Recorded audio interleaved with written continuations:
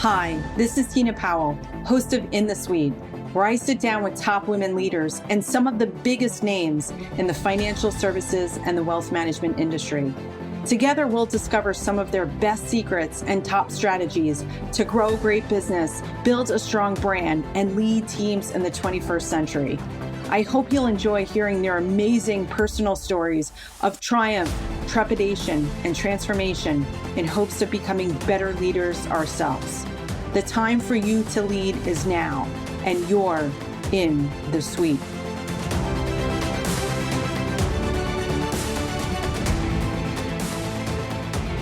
Penny Phillips, the co-founder and president of Journey Strategic Wealth, has made a splash within the financial services industry in more ways than one.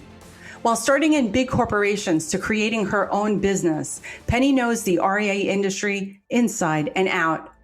Penny's a lifelong New Yorker who embraces her Greek heritage in everything she does. From being a Scorpio to a D on the disc scale to being a Spartan and a Greek warrior, she derives her strength from her heritage and family history to get where she is today. Believe it or not, Penny has worked in the RIA industry for a while now. Through her smart mind, older soul, her authentic self, and striving to achieve the goal of being taken seriously, she's achieved great success. She knows the challenges and struggles that advisors face, and she understands practice management to a T. Penny Phillips has noticed a huge gap in the RIA industry, and she took it upon herself to help close that gap. And that's where Journey Strategic Wealth comes into play. She and her co-founders built the firm to help advisors to build the best RIA that the firm has to offer, all while offering practice management, technology, coaching, and consulting for advisors. Through creating her own consultancy, Thrivos, to utilizing social media, she puts her heart and soul into helping others through YouTube series, LinkedIn, and Twitter. Before Thrivos, Penny spent nearly 6 years at New York Life as corporate vice president in practice management division, and she also worked at Envestnet. Penny attended the London School of Economics early on and attended the Macaulay Honors College at the City University of New York. She has a BA and a BBA in corporate finance and economics. She recently joined the Macaulay Honors College Foundation Board, which continues to support her idea of educating others. Penny's insight and expertise in the wealth management industry has put her front and center in wealthmanagement.com, ThinkAdvisor, and Investment News. She's an industry speaker across the US and Canada and has a weekly YouTube series called Wednesday Wisdom.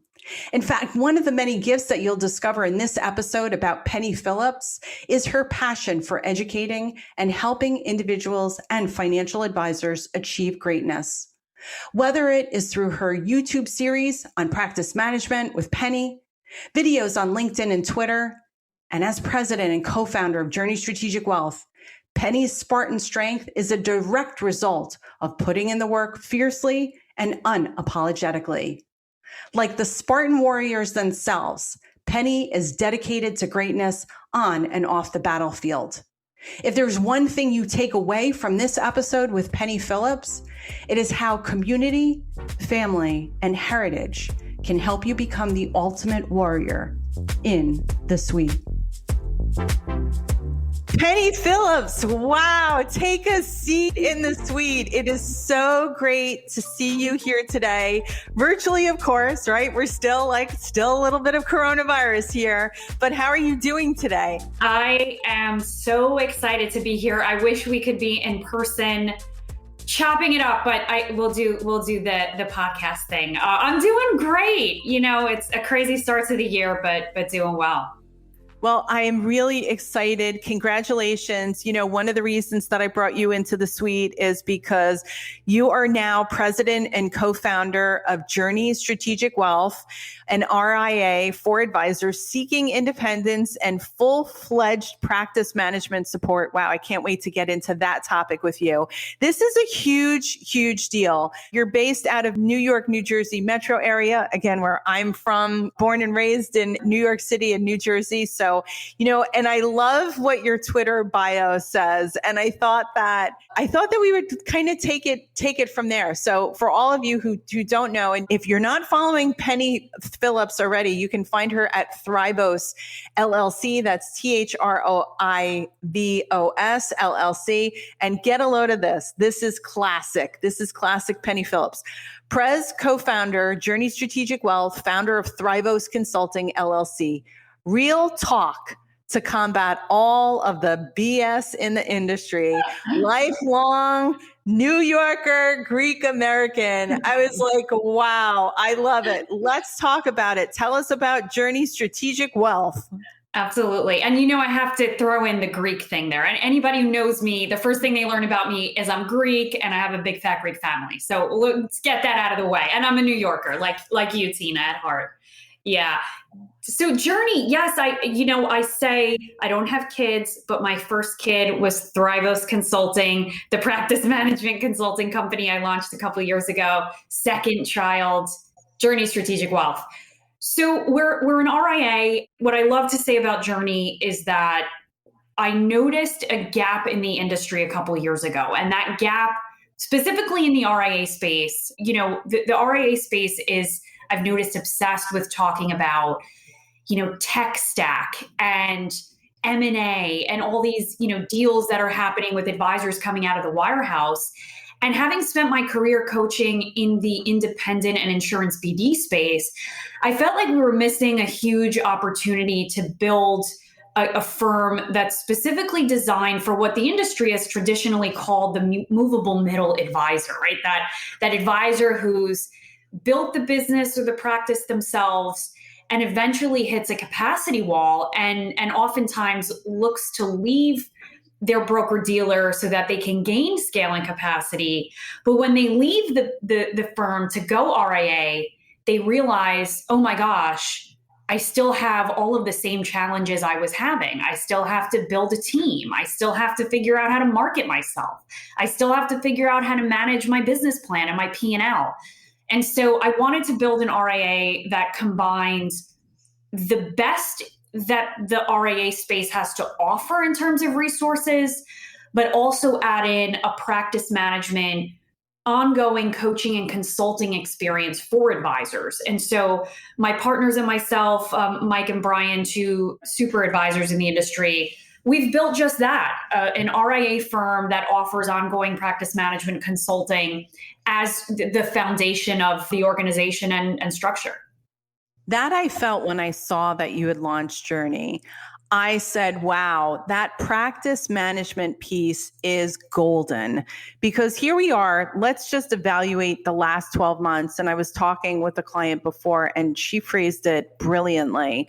And so we said, this has been one of the most challenging years. And if our practices, God forbid that there's a hurricane or an earthquake or something, we can leave the area. Right? We can go say, we can still take our vacations in Florida and go here and there.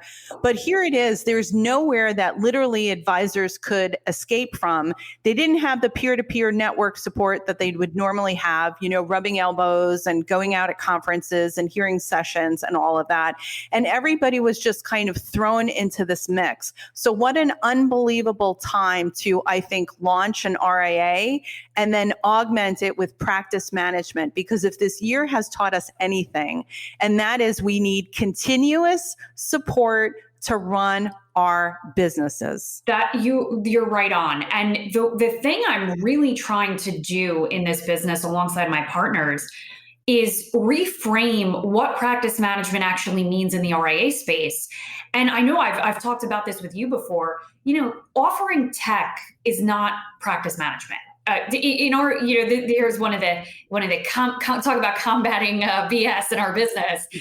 Tech stack is not practice management. If you're in the RIA space, you're lucky enough to get access to all the best in breed, tech resources that are available. My experience working with advisors day in and day out, practice management actually means helping them make decisions about their business on an ongoing basis. What should I compensate staff? I have next gen team members that I'm having trouble connecting with because I'm a baby boomer advisor. How do I bridge that communication gap? Like the real life day-to-day things that they struggle with that we often, take for granted that they'll be able to manage on their own. But, most advisors need, and rightfully so, want support around those ongoing decisions.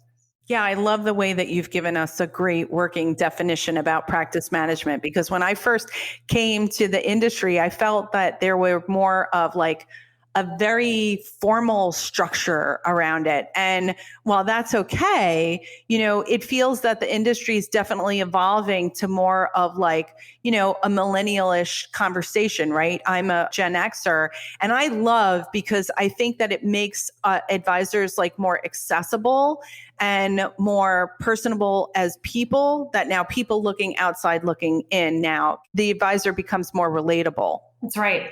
Yeah, absolutely.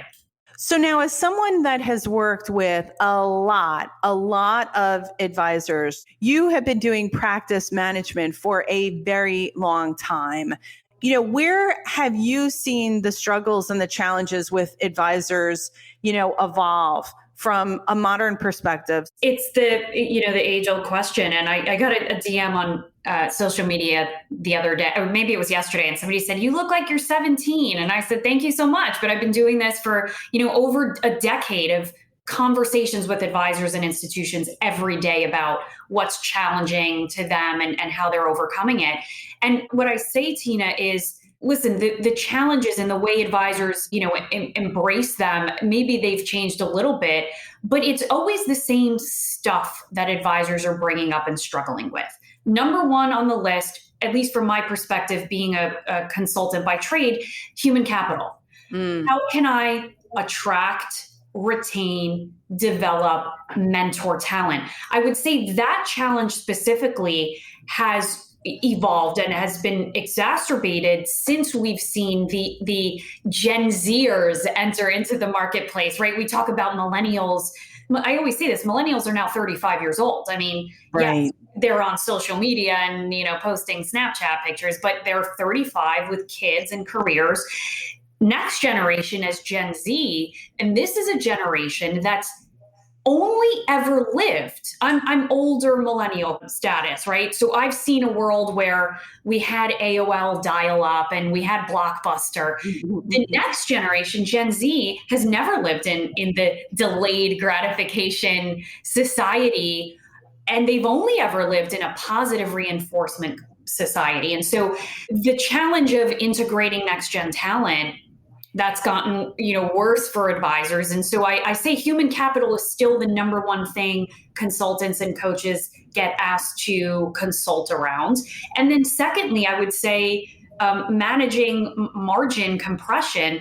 Now, an advisor won't come to us and say, my margins are being compressed, but what they will say to us is, I'm struggling to manage, lower tier clients. Right. It's eating into my time. I don't have time to bring on new business.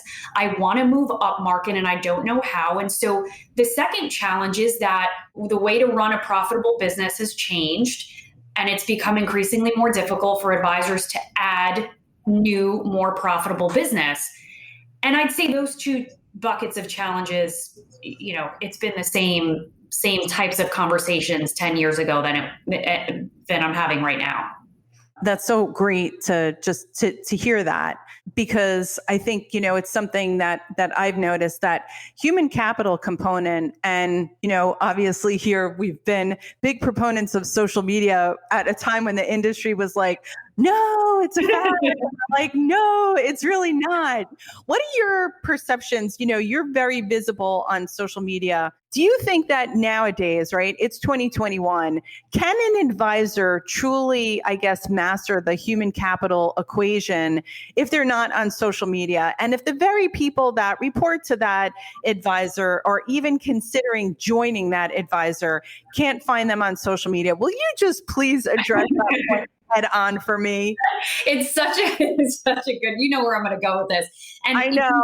You're a great example of this, though, because I watch your team, and you have a lot of next geners on your team, and how they interact with you and how they've really, they show up as true leaders. I mean, it's unbelievable how young some of your team members are because they're so seasoned and experienced. And I think part of that is the fact that you let them be visible and they get comfortable on camera and they're comfortable on social media.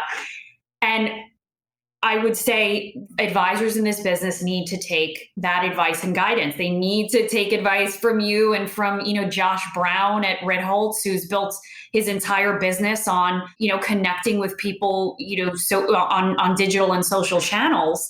What I love, sarcastically, is when advisors say, we're building a next gen business. We're going to be around for generations to come. We're multi-gen. And then they don't have a social media presence. They have no idea how to log on to LinkedIn. And it's like, if you're really building a multi-gen business, you have to connect with the consumer. And the consumer is now not just the end client, it's the future team member, the future advisor who's going to take over your business one day. You have to connect with them on the channels that they are consuming information on. So listen, it's perfectly okay if you want to build a lifestyle practice and not build, the next gen on your team, especially if you're at a broker dealer, you can do that. But you can't say you're going to do that and then not be on social media, not be in tune with what's going on, on Robinhood and on all these, robo platforms. And so I say to advisors all the time, instead of posting a job description on Indeed.com, get on social media and record a video, talk about your culture, blast it out, and tell people we want young, incredible talent on our team. That's how you attract people now. It's not the traditional ways. Thank you, Penny Phillips, for that. That is fantastic. I loved it too. That this is classic Penny Phillips. And again, you need to be following Thrivos LLC on Twitter, because this tweet, I just have to say it. When I saw this tweet, Penny just recently wrote an article that's in wealthmanagement.com about why advisors should care about GameStop, and not to underestimate the power of social media, right? Her lead into that and the way that she shared it was so on brand to your personal brand. And it said, this was classic.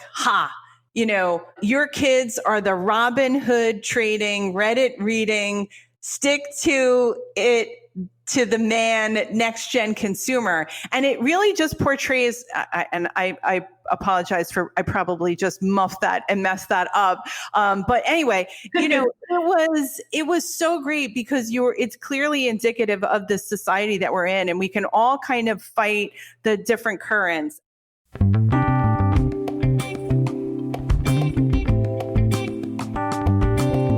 When you talked about the first problem, right, which is the human capital, it leads directly into the profitability, because it's like, wait, how can I get young emerging talent to even join my organization if they don't see me, hear me, know what I stand for on social media? So it definitely feeds into that second bucket, which is, I've been like, wow, where's the knowledge gap? Yeah, it's all connected. And by the way, I still can't believe you're 54, but that's for another topic.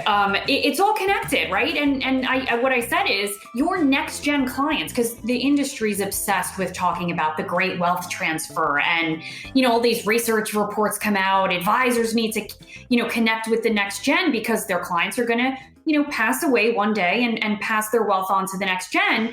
Yet advisors were very quick to say, not all of them, very quick to say, we don't have to worry about GameStop and Bitcoin. Our clients don't care about that.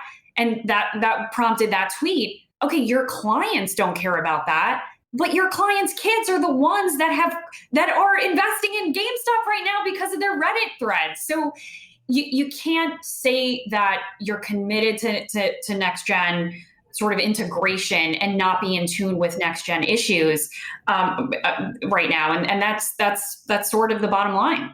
So I want to talk about your ability as a consultant.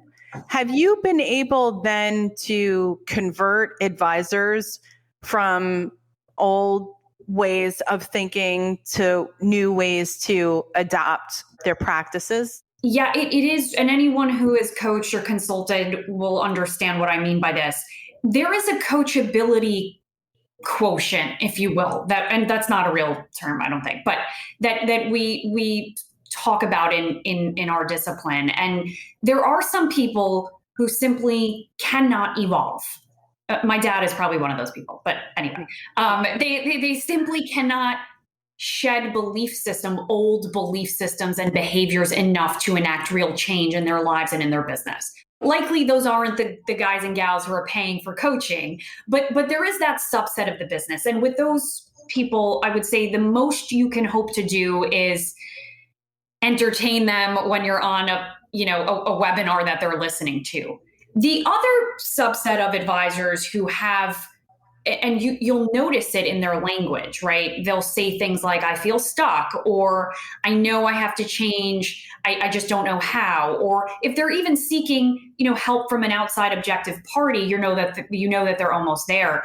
I say at the beginning, I used to say this when I was coaching, I would say at the beginning of every engagement, and the engagements, Thrivos is still around, my coaches are doing great work, year-long engagements. We always say, I don't care if you don't do the homework after our sessions, right? There's 24 sessions that we run. I'm not looking for that. What I am looking for is your way of thinking, the way you make decisions, the way you talk about yourself as a business owner, is that evolving? Because practice management is 15% concept, 85% behavioral change. I mean, Wow. There have been books written about how to run an advisory business successfully. That doesn't mean that everybody reads that book and does all the right things. And so the answer is yes, it takes a tremendous amount of work. And I really say to people, you have to give yourself at least a year to start. If you've always been a more of a tactical thinker, you grew up in a transactional sales culture, you're tactical, you have to give yourself a year to develop the strategic thinking skills. The consulting that I've done on an institutional level, that's a little bit more challenging because we're dealing with other factors there. But when we get advisors one-on-one, we see real change and we do see it quickly. Well, let's kind of talk about, because I'm curious to talk to you about your accomplishments. Here you are, you set up Thrivos, you've done work for enterprise wealth management, companies like New York Life. These aren't like little mini kind of consulting gigs. So I wanted to understand a little bit about some of the backstory about Thrivos, and more specifically, Penny, around, you seem to have just like figured out the code a lot earlier than people in my generation, getting into this industry, being taken seriously, having the opportunity to bid for enterprise clients and get those clients. So can you kind of shed light on all of those? I know I talked a lot about a lot of things there, but let's talk about Thrivos and take it where you want to from whatever origin point. Absolutely. And I do get asked sometimes by people who are unhappy consulting in a corporation, which is where I started, people want to go out and do it themselves. And I say to them, I spent several years building credibility as a consultant within institutions before I launched Thrivos. And I launched Thrivos, with a Rolodex of people who I knew and who would vouch for me. So there's that piece, and I'll talk about that. The honest answer, and it's not a Cinderella story by any means, but I didn't have any connections to this business when I came into it. Everybody knows my story. My parents are from Greece, come from an immigrant family. I'm first generation. Nobody, especially women, you didn't go into business. You worked at the family diner, and that's not a negative. That's just, the way of life. Or, you started a family. And I took a different approach, but I credit a lot of my success early on to that. And what I mean by that is I'm not quiet about it. I dealt with a lot of interesting challenges early on. I worked, unfortunately, in very dysfunctional cultures at firms I was at. And I credit the success and all of the movement to having a family that, first of all, didn't really understand what I did, Tina. And so there was no preconceived notions about what success looked like. I would complain about something and my parents would be like, we have your back. The audience can't see this, but I have a Spartan. Oh, wow. Oh, wait. We have to do a selfie with that Spartan warrior there. They gifted this to me early on in my career. Let me take a screenshot of that. Oh my God. Okay, this is going in the show notes, ladies and gentlemen. This is my Leonidas statue. Oh my God. Wait till you guys see that. That is fantastic. So this is what I'm dealing with here. I would call my parents and I'd say, look, I'm unhappy in this role, or I feel like I have more to offer. And they'd say, quit, do whatever you want. We have your back, and that gave me a little bit of freedom. And it gave me freedom because I didn't feel the pressure, candidly, from my family to climb the ranks, in corporate. They basically said, we have your back, do what you want, and we'll always support you. And so there was that piece. And then I just became obsessed with, if I was going to do this for a living, meaning practice management and consulting advisors, I had to be as knowledgeable, if not more, than anybody else doing it. And so I did become obsessed with never being caught off guard and always knowing from the beginnings, the history of practice management, the early teachings that would go on at the wirehouses all the way through to present day. And I did become a student of the game. That helped me tremendously, because it became very difficult for people to question me or not promote me because I was so knowledgeable about what I was talking about. So there isn't a sexy story. It was that. It was just, relentlessly causing trouble and trying to get my voice heard. I launched Thrivos because I wanted to candidly see a consulting firm run by a female millennial. There weren't too many of us doing that type of work. I wanted to combine technical consulting with behavioral coaching. And I wanted that to be sort of our differentiator. And Tina, the honest truth is I got tired of working for people, and I wanted to work for myself and build the brand myself. And we had tremendous success early on. I credit that to a couple of key partners, Guardian Life, New York Life, Investors Group in Canada, a beloved partner and firm that I've worked with extensively. And we landed some big engagements early on, and it helped build credibility. What about your own talent acquisition? What do you think has been the secret? Yeah. And what I did with Thrivos is, there's I would say it, I don't know how to say this. I'll just say it the only way I know. You don't have to carry a tremendous payroll to run a successful company. There are 1,000 different ways in which you can partner with people and have people work for you in a way that works for them and that keeps the business profitable. And so what I wanted to do with Thrivos originally was, of course, build the staff and build the team. But then I realized there's a lot of women specifically, and men, but a lot of women doing fabulous consulting work and coaching work geographically in certain areas who don't enjoy the marketing side of things. I enjoy the marketing side of things. I'm fine posting videos. I love it. But I said, there's a way in which I can really build a network, partner with these coaches, have them work sort of under the Thrivos umbrella, but allow them to continue to work that they've been doing and have been successful at. And so that's what we've built. We've built a coaching roster with folks who've been doing this work, are doing it successfully, and now simply want to sort of do it under our umbrella. I think the key there was thinking differently and being open to thinking differently about what, quote unquote, a team meant. At Journey, we've built an amazing team.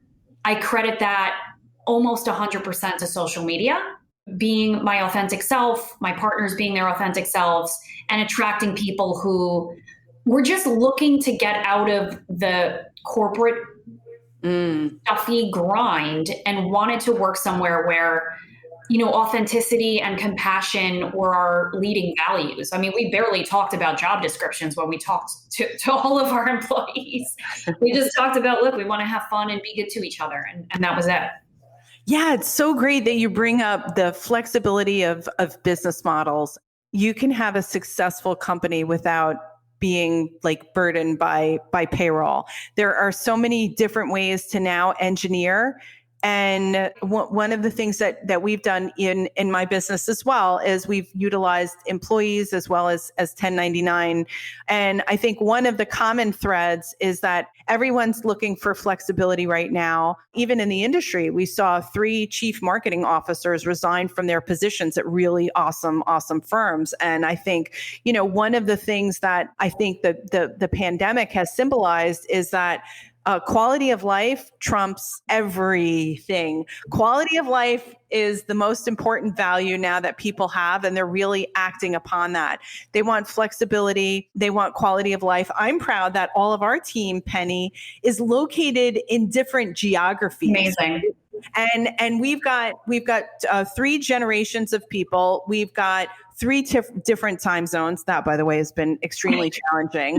And collaborative tools like Basecamp, and we had Zoom in place like long ago. Like I put myself in a digital mastermind 3.5, 4 years ago to learn like all of this stuff. Oh my God, amazing. Like I was like, thank God, I didn't know it would play out like that. But, it's just worth everybody taking a pause to understand that, reach out to people to business leaders like Penny and, model the behavior.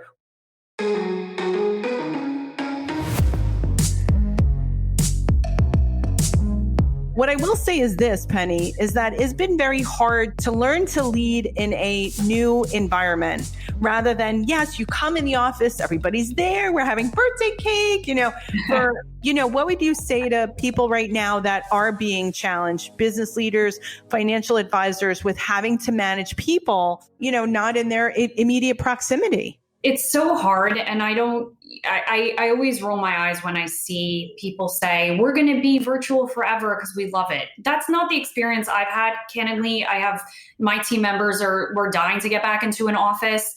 I think we had a good run, doing this virtually, but we miss the, it's the rapport, it's the having dinner after work. It's all of that stuff. The advice that I give to leaders is you have to be present. And the only way we could be present, the closest we can get is through the videos and, the Zooms and the Looms and all of that.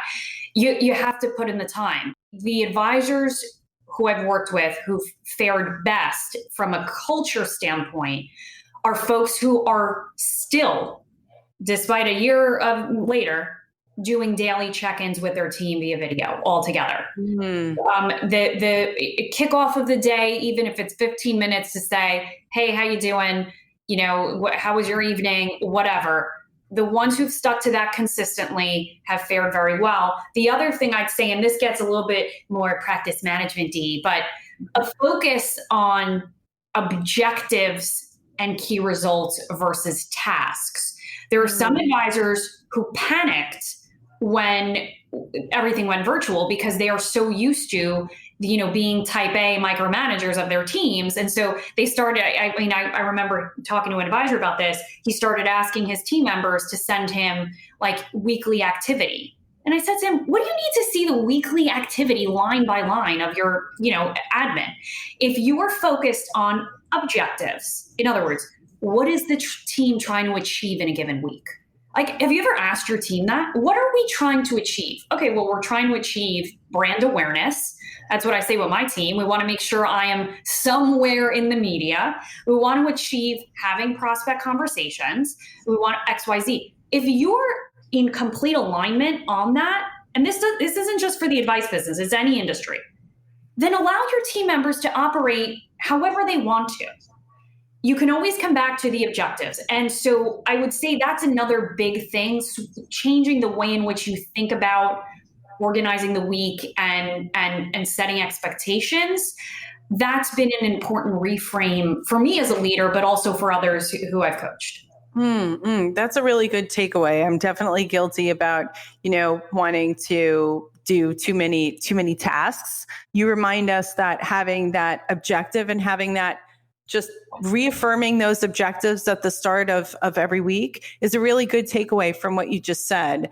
And I think that we're all trying to achieve the same goals, right? And that success in our companies really relates to how our team is feeling, like, treating them and making sure that they're okay. I learned that years ago from a millennial. And just every Monday, I used to come into work, Penny, and I was so busy and so consumed with what needed to get done and so pressured by it that I failed to even ask people how their weekend was.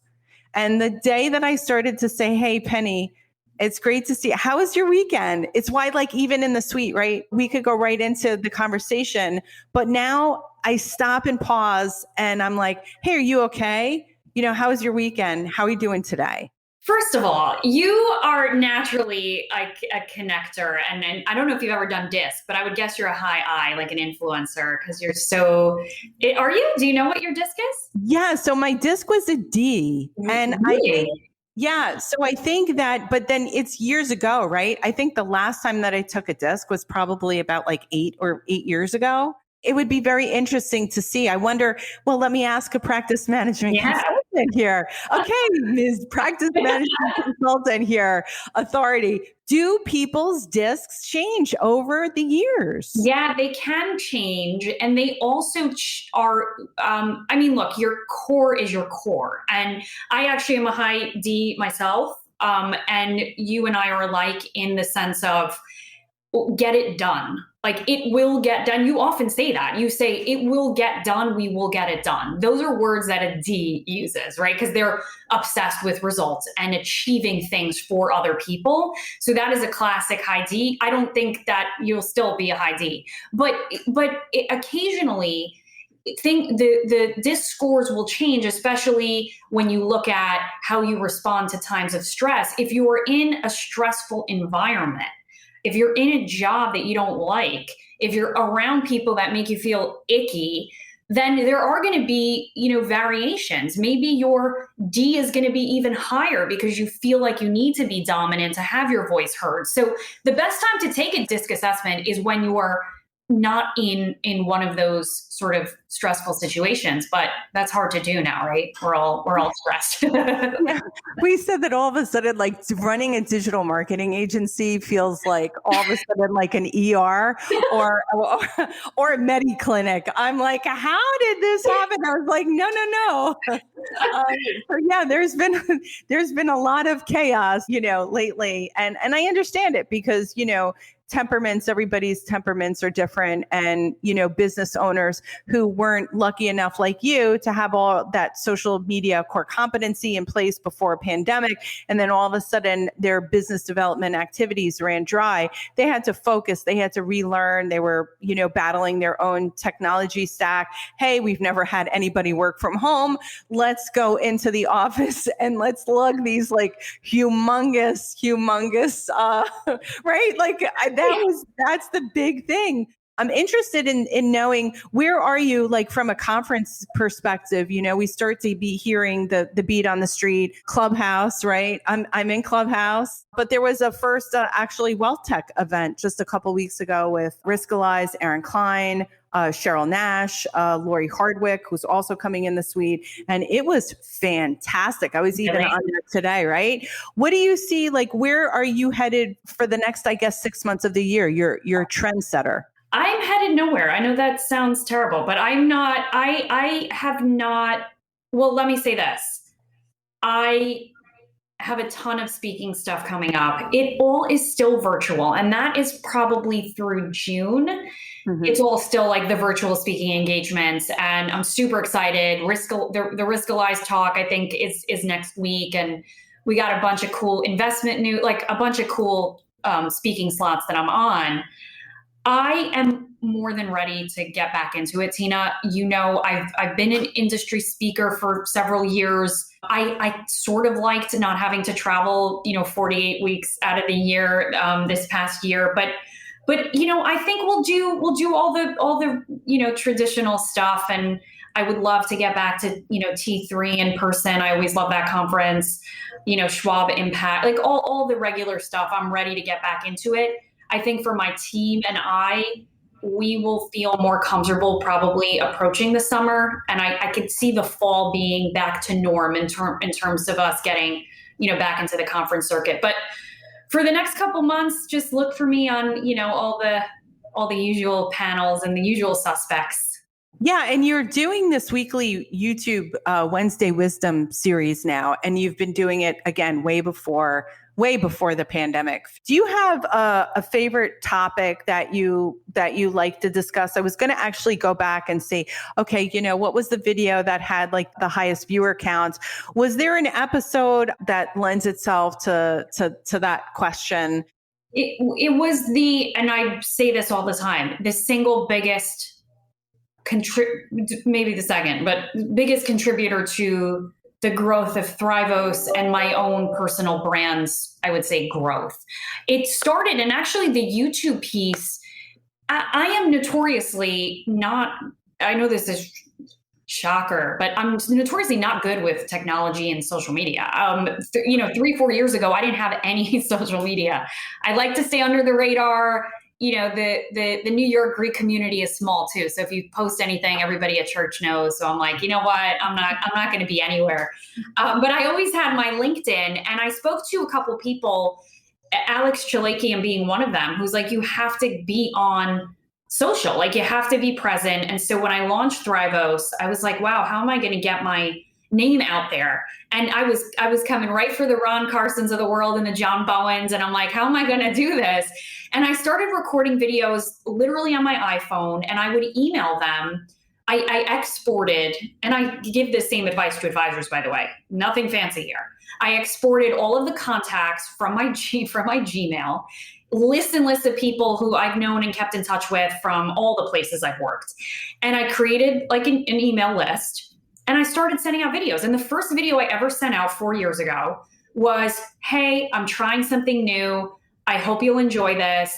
I'm going to talk for 10 minutes a week, answering real live questions that advisors have that I am answering through my work. I'm going to share those with you, and I'm going to send out an email every week. And Tina, that was it. And it was organic content. It was authentic. It was based on conversations I was having while coaching teams. I would never say names, but I'd share, the stories. And it grew from there. I mean, we have several thousand people subscribed. And then, of course, this year, somebody says to me, hello, you got to get on YouTube. And so we started the YouTube channel, and now we link back to YouTube. But it's all just done, my computer, me recording something and sending it out. And it has been a game changer for me, and I highly recommend it. I am now at a place where it's comfortable for me to record. What I will tell folks is the best thing I did was never script anything and teach myself how to talk on the fly. And I do recommend that. I recommend stumbling a bit at the beginning. It's better for you in the long haul with content. Hey listeners, you can now text me at 201-581-3983, 201-581-3983 to join our community in the suite. After you do that, I'll be lifting you up, inspiring you, and supercharging your life and your career with awesome quotes, resources, videos, and tips we learn from our great guests. It couldn't be any easier. Just text 201-581-3983.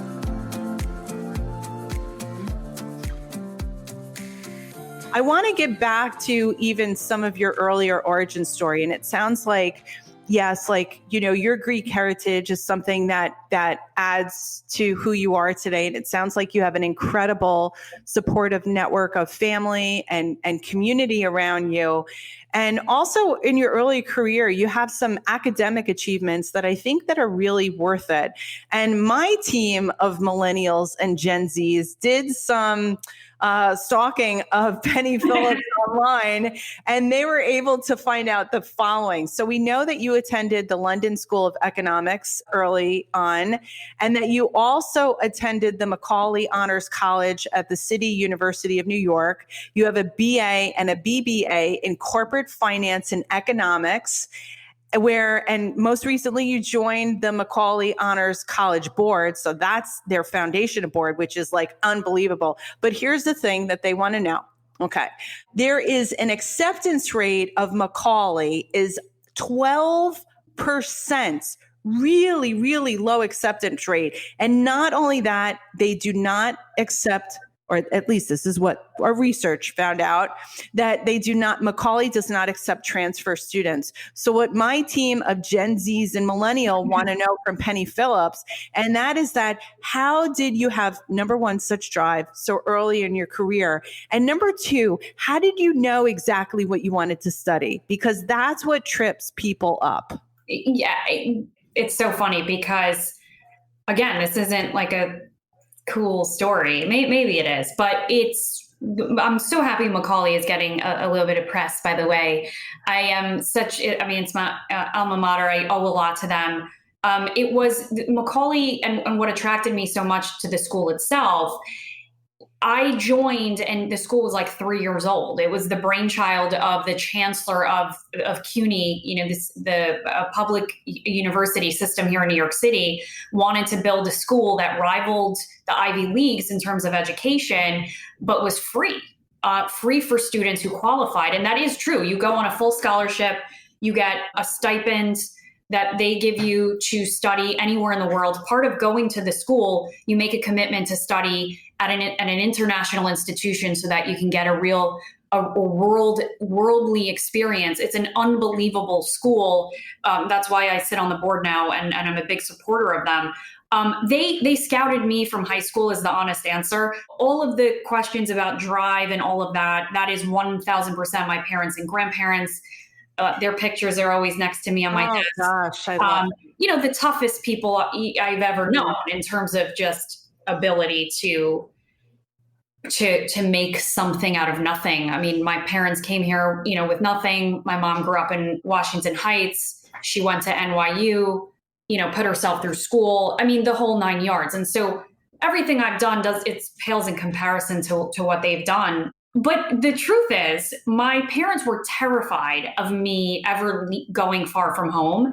And so instead of going to the school I wanted to go to, which was the Brooklyn Tech or Bronx Science or Townsend Harris, they made me go to the public school that was down the block that had a lot of Greek kids there because they, wanted me to be around all our church friends. And so I went to a public high school in New York City. It was the easiest thing in the world. I was top of my class, and there you go.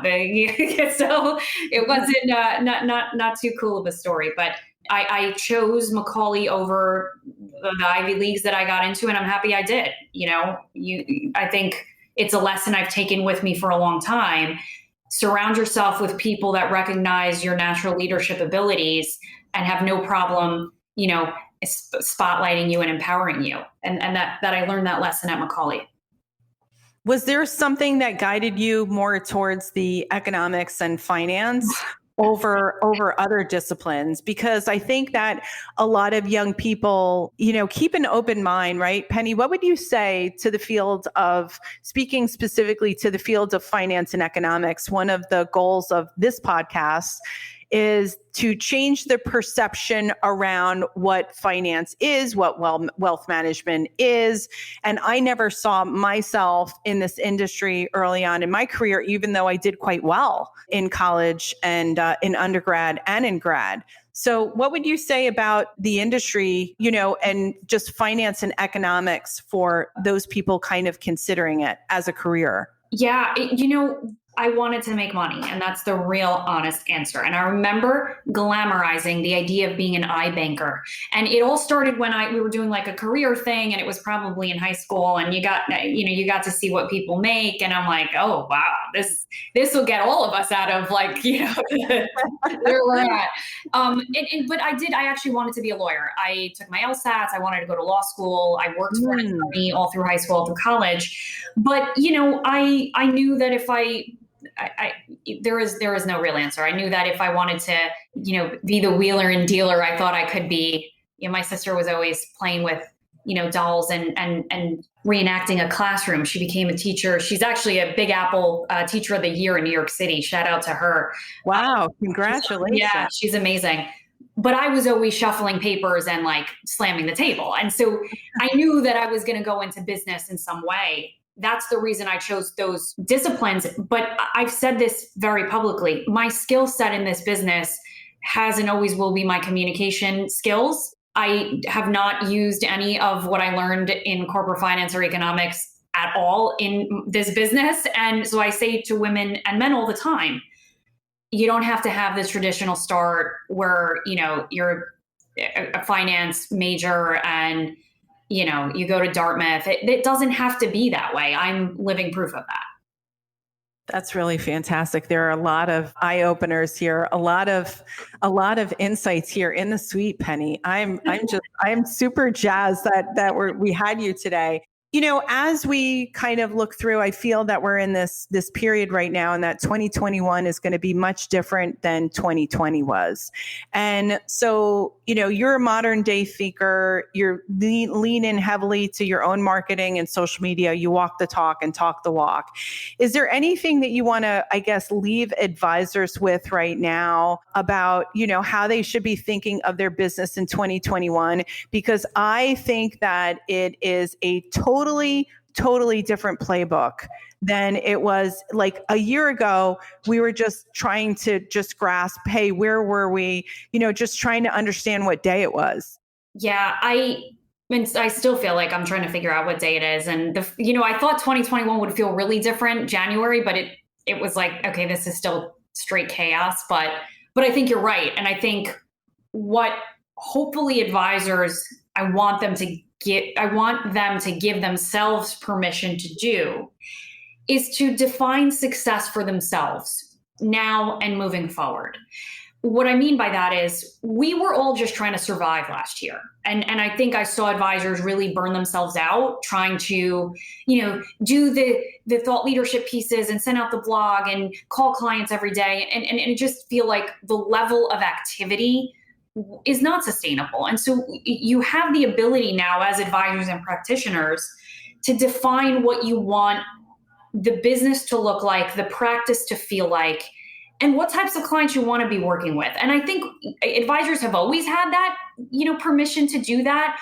But I think we get caught up in what's hot and what's the red shiny object in our business, right? If you look at the media, our industry's media, it's all about the $1 billion team and the deals and I think we overlook, I spoke about this at the beginning, the average, and I don't mean average because they're incredible, but the advisor who is dedicated to serving clients in his or her community, who's built the business from scratch, who maybe doesn't really want to be 10x the size, but wants to build a business that's fulfilling to themselves and to clients. And I think for the first time, we really as an industry can say to advisors, you know what, we've just proved that you can be successful in a bunch of different models and structures. And so I want advisors to take this year to decide what the next 10 years looks like for them. Is it lifestyle practice? Is it virtual only practice? Is it only one type of client? Is it subscription fees? Make those decisions this year and use that to fuel what the next 5 to 10 years looks like for you. So for the advisors that are listening to this episode right now, and the people who generally, all the ladies and men here in the suite who want to follow you, what's the best way for them to get in touch with you? And then we'll ask you our last question. Yeah, sure. So obviously Thrivos LLC is my Twitter handle. I'm always on there. My LinkedIn, Practice Management with Penny on YouTube, and I'm pretty present on social media. So if you ping me in any of those ways, I'll respond to you. And so the way that we've been closing out the show is we're changing it up this year. What's your best recommendation for 2021? What do we need to pick up and start reading or listening to? Oh gosh, yeah. I mean, I have to shout out Valera Wilson. She's a great book. You're absolutely worth it. And I highly recommend that book. My favorite book though of all time, and I recommend it for everyone, and I think it's really relevant now, The Alchemist. That book, it's a great book. But you're absolutely worth it. It was a great book I picked up last year, and I gotta plug that for her. Great. And we had Valera also too in the suite. I'd love to actually go back and reread the stuff that's on my shelf. You know that I just moved recently, and I was like, oh my God, I felt like I was just discovering some of the books for the first time. So I read the beginning of Peter Diamandis's book, The Abundance. Yeah. And then I saw him reference the pandemic, not more than like multiple times he referenced the pandemic. And I'm like, oh, wow, if this didn't he was trying to future-proof our businesses then. Right? That was crazy. But, Penny Phillips, you have been extraordinary in the suite. I'm really excited. I think the timing of your episode lends itself well to this period in particular, where now advisors are looking to just, move in the future. And, we're ready to brush off the pandemic and pick up where we left off. So congratulations to you and all of your success at Journey Strategic Wealth and at Thrivos. Thank you so, so much for being here in the suite. Thank you, Tina. Congrats to you as well. Thank you. You're listening to In the Suite, a podcast that shares amazing stories of women in business in the financial services and the wealth management industry. Our producers are Tina Powell and Kevin Hirshorn. Our editor-at-large is Kevin Hirshorn. Our content writers are Carmen Varner, Sarah Smirker, and Tina Powell. Our research and technical assistants are Rachel Powell and Kimmy Rice. In the Suite podcast is sponsored by C-Suite Social Media, a digital marketing and social media agency for C-Suite leaders in companies in finance and technology. You can visit csuitesocialmedia.com to learn more. And thank you so much for listening and subscribing and giving us 5-star reviews. We are so, so grateful to you. We've got listeners in 602 cities, 39 countries. Thank you, US. Thank you, France, Canada, Germany. This podcast was inspired by you and created for you, ladies. So please let us know how you enjoyed this episode with Penny Phillips and share your thoughts on LinkedIn and Twitter, #InTheSuite. You can connect with Penny on LinkedIn and certainly visit her website, www.journeysw.com, to learn more about Journey Strategic Wealth. And always, if you would like to share the name of a rock star woman in financial services that we should consider to interview, please send it to me at tina@inthesuitepodcast.com. Again, thank you so much for listening and subscribing to In the Suite.